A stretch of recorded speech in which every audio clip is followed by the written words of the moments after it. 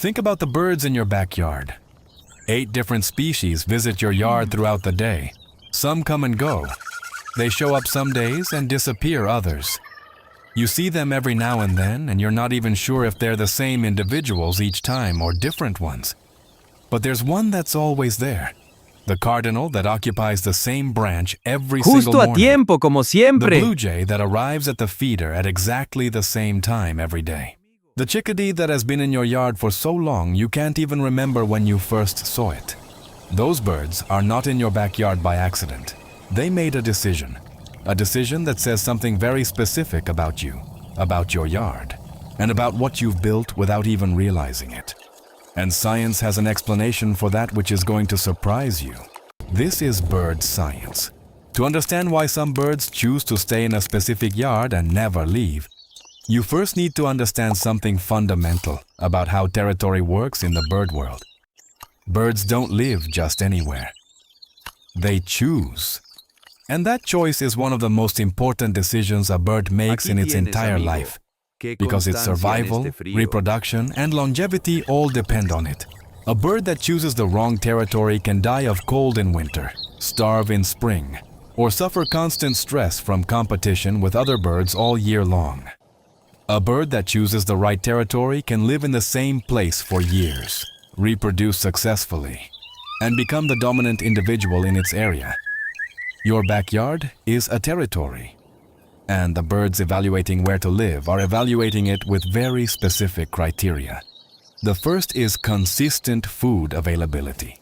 A feeder that always has food is one of the most powerful factors in a bird's decision to establish its territory in a yard.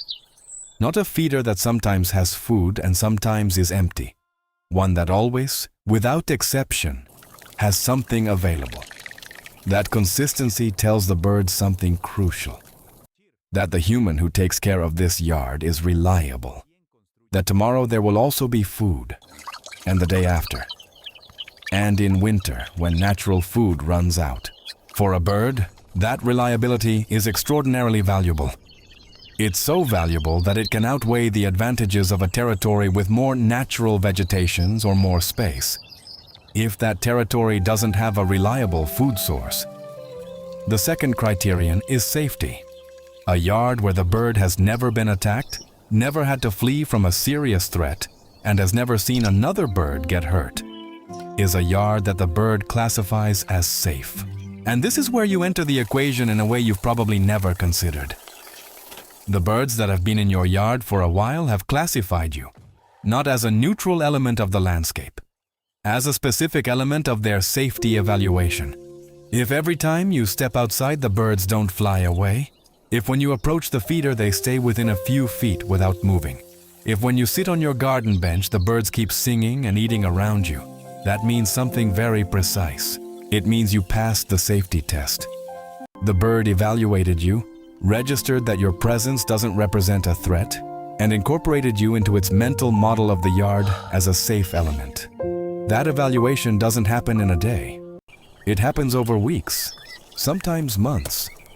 And once it happens, it's stable. The bird doesn't reevaluate you from scratch every morning. You already have a classification in its memory, and that classification is part of why that yard is a good place to stay. The third criterion is the most surprising. Birds evaluate the quality of the food a yard offers, not just the quantity, the quality. A yard with good quality sunflower seeds, fresh water available, and maybe fresh seasonal fruit is a yard that offers a complete diet. Birds detect this. Their digestive system responds better to the right food. Their plumage stays in better condition. Their immune system works better. And all of that directly impacts their ability to reproduce. A bird that eats well in your yard is more likely to raise healthy chicks in that same yard. And those chicks, as they grow, can also become permanent residents. What you're doing when you feed your birds correctly isn't just giving them food. You're building generations of birds that consider your yard their home. But there's something else science discovered that ties all of this together in a way very few people know about. Birds that choose to stay in a specific yard don't only choose it for the material resources. They also choose it for something researchers call social familiarity. Birds are social animals. They learn from each other. And when an established bird in a yard shows relaxed behavior toward a specific human, a specific feeder, a specific yard, other birds observe that and process it as information. The presence of a calm resident bird in your yard is a signal to other birds evaluating the area.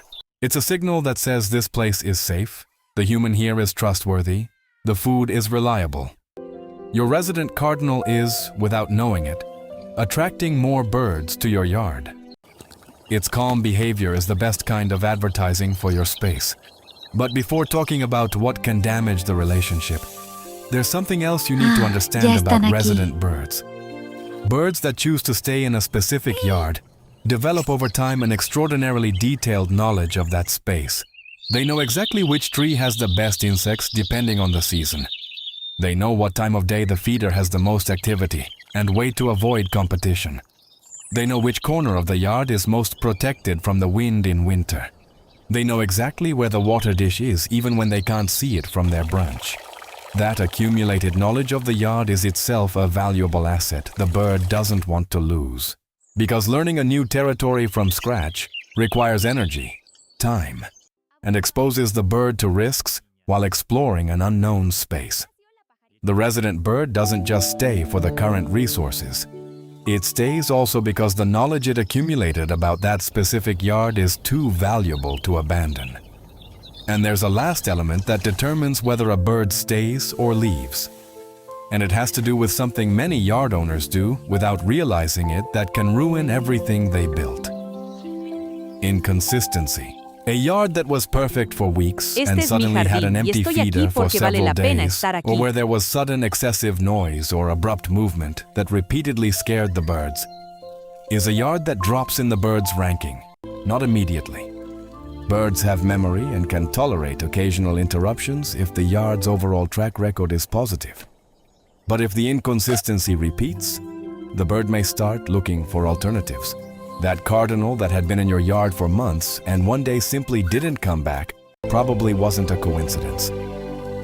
Something changed in the evaluation that bird was making of your space, and that something may have been as small as the feeder being empty for 4 or 5 days in a row at a moment of need.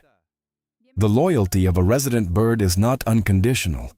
It's the result of a continuous evaluation. And that evaluation happens every single day. That's why the birds that never leave your backyard are the best indicator that you're doing something right.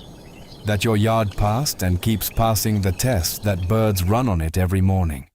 That cardinal that's on the same branch every morning isn't there by accident. It's there because you built something worth staying for. And that says more about you than you probably imagined.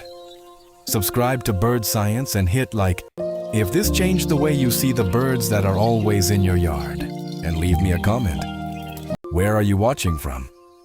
And what was the thing you liked most about this video? See you in the next one to learn more about birds.